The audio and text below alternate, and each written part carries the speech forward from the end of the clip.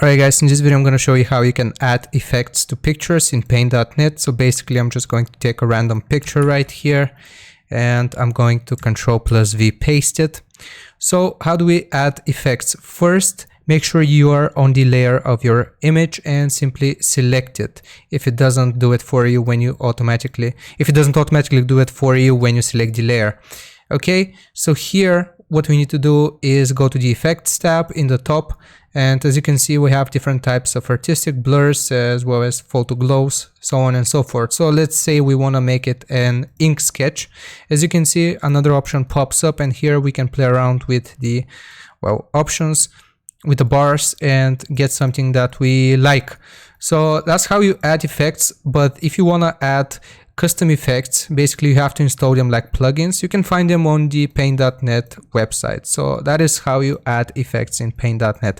I hope this was useful. Don't forget to like and sub, and I'll see you guys next time. Goodbye.